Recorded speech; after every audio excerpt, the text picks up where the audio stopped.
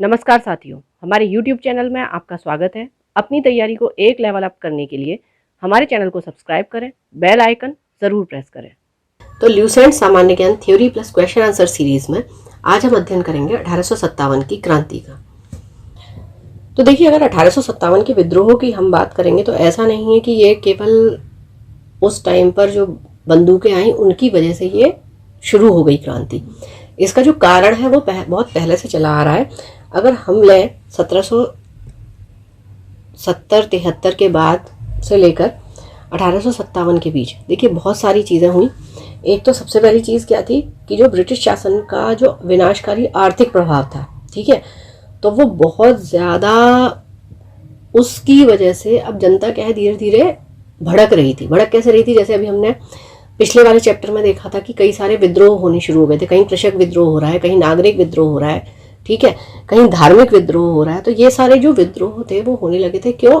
इनकी औपनिवेशिक नीतियों के कारण। कहीं ये धर्म जो है उन पर आघात कर रहे हैं लोगों के। तो हुआ क्या था कि 1857 तक चीज़ें बहुत ज़्यादा तो हो चुकी थी, ठीक है। अच्छा, और करीब इनके समय में ही 12 बड़े अकाल आ गए, ठीक है, और अनेक छोटे छोटे हो गए, ठीक है। अब क्या हो रहा है? अकाल बढ़ रहे हैं, लगान बढ़ रहा है। अब ये सारी चीज़ें होंगी तो जनता करे क्या? मतलब शोषण उसका इस हद तक हो गया था कि वो विद्रोह होना ही होना था। मतलब रबड़ को इतना ज़्यादा प्रेस कर दिया गया था कि वो उछलती ही, ठीक है। तो फिर इसमें क्या होता है कि ये जो बंदूकें आई थी, जो ब्राउन बेस बंदूकें थी, इनके कारण क्या हुआ? जो एनफील्ड राइफल आई, इनके कारण हुआ ये कि ये चिंगारी तो पहले से ही उठ रही थी और उसमें इन्होंने आग का काम किया, ठीक है। अब भूमिका इसकी ये थी। अब थोड़ा सा फैक्ट्स पढ़ते हैं। तो देखिए, होता क्या, 1856 में अंग्रेजों ने पुरानी बंदूक ब्राउन बेस के स्थान पर नई एनफील्ड राइफल ले आए, ठीक है। पहले ब्राउन बेस हुआ करती थी और उसके बाद क्या आ गई हमारी एनफील्ड। तो अब इन्होंने ये निर्णय लिया। अब इसके लिए क्या होता था, जो कारतूस बनाए गए उन्हें राइफल में भरने से पहले मुंह से खोलना पड़ता था। इन कारतूसों में गाय और सुअर की चर्बी का प्रयोग किया गया था। यह चर्बी वाला कारतूस 1857 की क्रांति का प्रमुख कारण बना, ठीक है। अब क्रांति के कारण क्या थे वो हम देख चुके हैं। अब ये क्या हुआ, इसने उसको और हवा दे दी, ठीक है। 29 मार्च 1857 को मंगल पांडे नामक एक सैनिक ने बैरकपुर छावनी में गाय की चर्बी मिले कारतूसों को मुंह से काटने से स्पष्ट मना कर दिया। फलस्वरूप क्या हुआ, उसे गिरफ्तार करके 8 अप्रैल 1857 को फांसी दे दी गई। मंगल पांडे का संबंध जो था वो 34वां बंगाल नेटिव इन्फेंट्री BNI से था। और ये क्वेश्चन कई बार आपसे पूछा गया है, ठीक है। और ये भी पूछा जाता है कि उन्हें फांसी कब दी गई थी। तो अब क्या होता है, देखिए 8 अप्रैल को दे दी गई फांसी। 10 मई 1857 को क्या होता है, मेरठ की एक पैदल टुकड़ी थी 20 नेटिव इन्फेंट्री, यहाँ से 1857 की ईस्वी की क्रांति शुरू होती है। 1857 ईस्वी में क्रांति के समय भारत का गवर्नर जनरल जो था वो लॉर्ड कैनिंग था, ठीक है। तो आप यहीं पे देखते हैं कि जब ये 1857 की क्रांति हो जाती है, हमने जहाँ गवर्नर जनरल पढ़े थे तो हमने ये देखा था ना कि 1858 से फिर क्या होता है, क्राउन का शासन शुरू हो जाता है, ठीक है। तो उस समय फिर नेक्स्ट जो गवर्नर जनरल था वो वायसराय की पोस्ट पर आ जाता है और पहला वायसराय जो था वो लॉर्ड कैनिंग होता है। तो इंग्लैंड के प्रधानमंत्री पामस्टन जो थे वो लिबरल थे, ठीक है। अंग्रेजी भारतीय सेना का निर्माण 1748 में प्रारंभ हुआ। उस समय मेजर स्ट्रिंजन लॉरेंस को अंग्रेजी भारतीय सेना का जनक पुकारा गया था, ठीक है। अब क्या होता है, 1857 की क्रांति की असफलता के उपरांत सेना में अंग्रेज सैनिकों और पदाधिकारियों की संख्या में वृद्धि कर दी जाती है, क्योंकि उन्हें ये लगता है कि जो हिंदू है वो कभी भी विद्रोह कर सकते हैं। बंगाल की सेना में भारतीयों और अंग्रेज सैनिकों का अनुपात कितना हो जाता है, 2:1, ठीक है। तो बंबई और मद्रास की सेनाओं में ये अनुपात 5:2 हो जाता है, ठीक है। तो आप देख रहे हैं कि मतलब जो बंगाल की सेना है वहाँ पे 2:1 का मतलब क्या है कि जो अंग्रेज हैं वो भारतीयों के डबल हैं, ठीक है। इस तरीके से मद्रास की सेनाओं में वो 5 के और 2 के अनुपात में है। उसके बाद क्या होता है, 1857 के मामले की जांच हेतु पील कमीशन को नियुक्त किया जाता है। बिहार, अवध तथा अन्य स्थानों के व्यक्तियों को जिन्होंने 1857 ईस्वी के क्रांति में भाग लिया था गैर लड़ाकू घोषित किया गया और सेना में उनकी संख्या कम कर दी गई, ठीक है। ये कहा कि भाई ये लड़ाकू नहीं है इसलिए हम सेना में इन्हें नहीं रख सकते। सिख, गोरखा और पठानों को जिन्होंने 1857 की क्रांति को दबाने में अंग्रेजों की मदद की थी, इन्हें लड़ाकू जातियां घोषित किया गया और बड़ी संख्या में सेना को भर्ती किया गया। ठीक है, तो अब आप क्या देख रहे हैं कि जो भाई उनका सपोर्ट नहीं कर रहे हैं, जैसे बिहार अवध वाले या और अन्य जो व्यक्ति हैं, तो उन्हें ये कर रहे हैं कि ये एलिजिबल ही नहीं है कि ये सेना में भर्ती हो सके, ये लड़ाकू है ही नहीं। ठीक है, और जो उसका दमन करना चाह रहे हैं, सिख हो गए, गोरखा हो गए, पठान हो गए, तो ये मतलब एलिजिबल हैं, ये इस तरीके से इनसे कह रहे हैं और उन्हें भर्ती कर लिया जाता है। भारतीय को सेना में ऊंचे से ऊंचा पद प्राप्त होने वाला पद जो था वो सूबेदार था। ठीक है, इससे ऊपर की जो रैंक होती थी वो ब्रिटिशर्स को दी जाती थी। अच्छा, अब देखिए 1857 में हम ये देखते हैं कि अलग अलग जगह अलग अलग हमारे क्रांतिकारी हुए और उनके दमनकर्ता वहाँ पर अलग अलग हुए। तो अगर हम लक्ष्मीबाई के साथ बात करेंगे तो यूरोज जो था उसने लक्ष्मीबाई की वीरता से प्रभावित होकर कहा था कि क्रांतिकारियों में वह अकेली एक मर्द थी।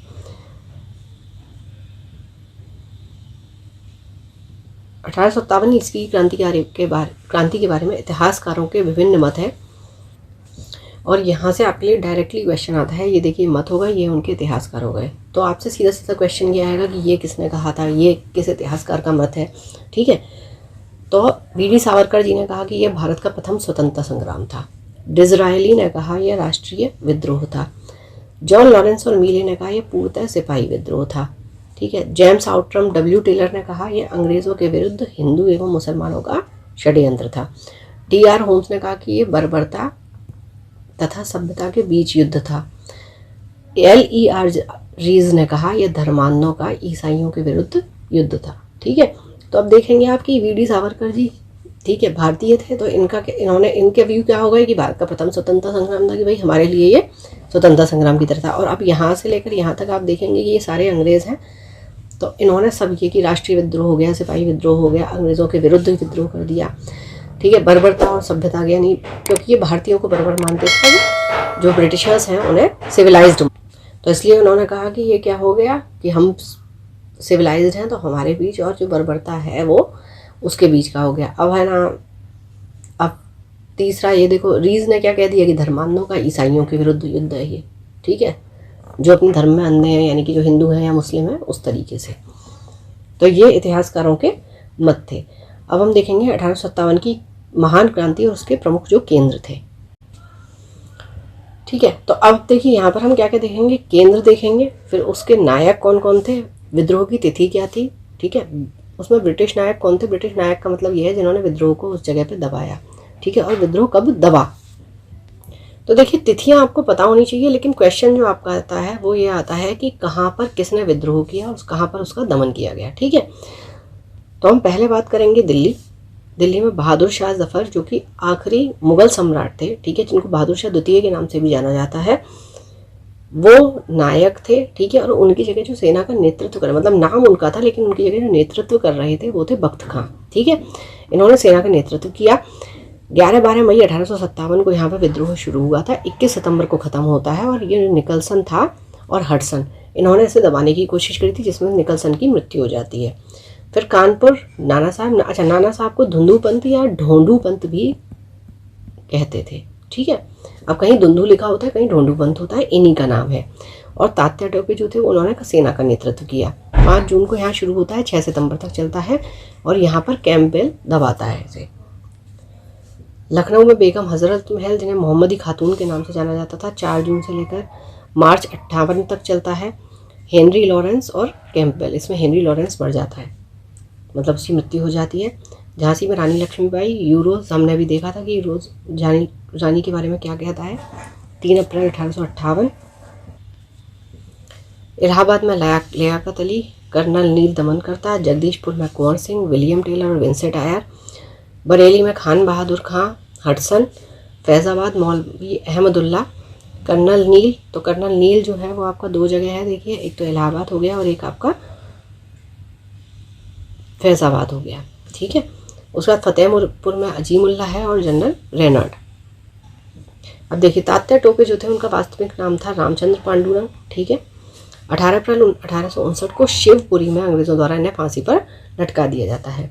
और जो बेगम हजरत महल, इनका जन्म 1820 में होता है, मृत्यु 1879 में हो गई। कहाँ पर होती है, नेपाल में, तो इसीलिए इन्हें यहाँ पे काठमांडू के जामा मस्जिद मैदान में दफनाया जाता है। चलिए, अब ये थी मेन 1857 की जो क्रांति थी उसके फैक्ट्स। अब हम इसके क्वेश्चन आंसर करेंगे। चलिए, 1857 का विद्रोह कहाँ से प्रारंभ हुआ था? मेरठ से। 1857 के विद्रोह का तत्कालिक कारण क्या था? जो तत्कालिक यानी कि उसी समय का कारण क्या था? वैसे चीज़ें पहले से चली आ रही थी, तो वो था चर्बी वाले कारतूस जो थे उनका प्रयोग आरंभ करना। ठीक है, कौन सी राइफल जो होती थी वो एनफील्ड राइफल होती थी। उससे पहले जब 1856 तक हम क्या यूज़ करते थे? Brown base. ठीक है, पहला भारतीय सिपाही कौन था जिसने चर्बी वाले कारतूस का प्रयोग करने से इनकार कर दिया था? ये थे मंगल पांडे। ठीक है, 8 अप्रैल को इन्हें फांसी दे दी गई। मंगल पांडे जिसने अकेले 1857 में विद्रोह का सूत्रपात किया, 34वीं नेटिव इन्फेंट्री से संबंधित थे। बेगम हजरत महल ने 1857 का विद्रोह नेतृत्व निम्नलिखित में से किस शहर से किया? लखनऊ से। 1857 के विद्रोह के समय भारत का गवर्नर जनरल कौन था? ये था लॉर्ड कैनिंग। 1857 के विद्रोह के निम्न नेताओं में से किसने सबसे पहले अपना बलिदान दिया? मंगल पांडे। 1857 के विद्रोह में कानपुर में सैनिकों का नेतृत्व किसने किया था? तात्या टोपे ने। ठीक है, और इनका जो वास्तविक नाम था वो क्या था? रामचंद्र पांडुरंग। ठीक है, अच्छा, और इनके नाम के पीछे क्या है? ये माना जाता है कि जो बाजीराव थे उन्होंने इन्हें टोपी दी थी। ठीक है, और ये बहुत शान से उस टोपी को पहनते थे, इस कारण इनका नाम तात्या टोपे कहा गया। 1857 के विद्रोह की शक्ति का सबसे महत्वपूर्ण तत्व कौन सा था? तो ये था आपका हिंदू मुस्लिम एकता। ठीक है, रानी लक्ष्मीबाई का मूल नाम क्या था? मणिकर्णिका। वाराणसी में आपने मणिकर्णिका घाट भी सुना होगा। भारत के शिक्षित मध्यम वर्ग ने क्या किया था? 1857 की क्रांति में तटस्थ रहे। आपने देखा उनका योगदान नहीं रहा। ठीक है, मंगल पांडे, अब इन पर कथनों पर विचार करना है। चलिए तो देख लेते हैं। मंगल पांडे बैरकपुर बंगाल स्थित 34वीं नेटिव इन्फेंट्री के सिपाही थे। सही है, वह पहला भारतीय सिपाही था जिसने एनफील्ड राइफल जिसमें चर्बी लगे कारतूस का प्रयोग होता था, किस किस की? गाय और सुअर की, इनका प्रयोग करने से इनकार कर दिया। बिल्कुल ठीक। मंगल पांडे ने 29 मार्च को सार्जेंट मेजर ह्यूसन की गोली मारकर तथा लेफ्टिनेंट बो की तलवार से हत्या कर दी थी। बिल्कुल ठीक है। और विद्रोह के आरोप में इन्हें 8 अप्रैल 1857 को फांसी दे दी जाती है। ठीक है, आपके चारों ऑप्शन सही हैं ये। ठीक, अच्छा, इन्होंने हत्या किस किसकी की थी ये आपको ध्यान रखना है, मेजर ह्यूसन और लेफ्टिनेंट बो। 1857 की क्रांति के समय ब्रिटेन का प्रधानमंत्री कौन था? ये था पामस्टन। विद्रोह का क्षेत्र और नेता? मेरठ कदम सिंह। दिल्ली की बात करेंगे बहादुर शाह द्वितीय, जफर, जो भी आप इन्हें कह लें। ठीक है, और यहाँ से सेना का नेतृत्व किसने किया था ये आप मुझे कमेंट बॉक्स में बताएंगे। हरियाणा से राव तुलाराम और बरेली से खान बहादुर खान। 1857 में अंग्रेजी साम्राज्य के विरुद्ध पंजाब में किसने सशस्त्र विद्रोह किया? नामधारी सिखों ने। बिहार में 1857 की क्रांति के नेता जो कुंवर सिंह थे उनका देहांत कब हुआ? 9 मई 1858 को। अंग्रेजी भारतीय सेना में चर्बी वाले कारतूसों से चलने वाली एनफील्ड राइफल कब शामिल की गई? ये थी जनवरी 1857। अच्छा देखिए, जनवरी 1857 जो है ना, इसका गलत आंसर है, क्योंकि हमने पढ़ा था कि ये 56 में वो शुरू की गई थी, तो ये दिसंबर 1856 इसका सही आंसर होगा। ठीक है, निम्नलिखित में से कौन सा आयोग 1857 का विद्रोह दमन के बाद भारतीय फौज के नव संगठन में संबंधित है? यह है पील आयोग। 1857 के विद्रोह को किस उर्दू कवि ने देखा था? ये थे मिर्जा गालिब। निम्नलिखित में से कौन 1857 के विद्रोह में अंग्रेजों का सबसे कट्टर दुश्मन था? ये था मौलवी अहमदुल्ला शाह। जगदीशपुर के राजा जो थे वो कौन थे? राजा कुंवर सिंह। ठीक है, इन्होंने यहाँ से विद्रोह किया था।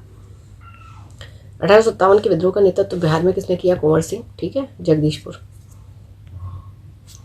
1857 के समसामयिक के समकालिक इतिहासकार कौन कौन है? तो देखिए, मुंशी जीवनलाल हैं, सैयद अहमद खां हैं, दुर्गादास बंदोपाध्याय हैं और मोइनुद्दीन, ये चारों हैं। ठीक है, 1857 के विद्रोह के संदर्भ में निम्नलिखित में से किसके मित्र ने उसे धोखा दिया तथा जिसे अंग्रेजों द्वारा बंदी बनाकर मार दिया गया? ये था तात्या टोपे के साथ।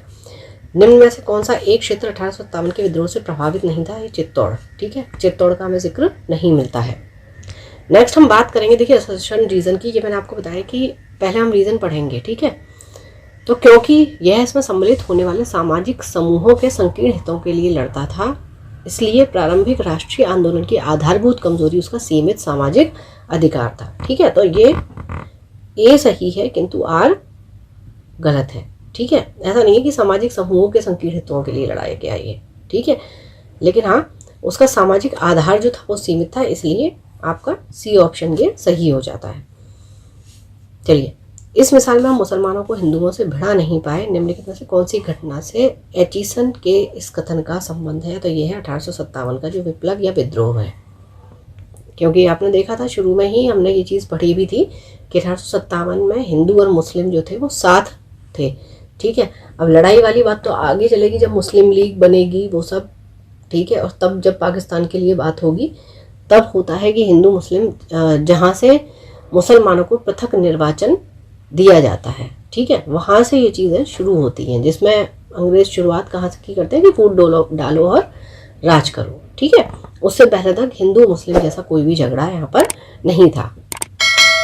चलिए अब देखिए फिर क्षेत्र और नेतृत्व आ जाते हैं। ग्वालियर और कालपी में अगर हम बात करेंगे तो तात्या टोपे थे। इलाहाबाद और बनारस की हम बात करेंगे, इलाहाबाद में लियाकत अली।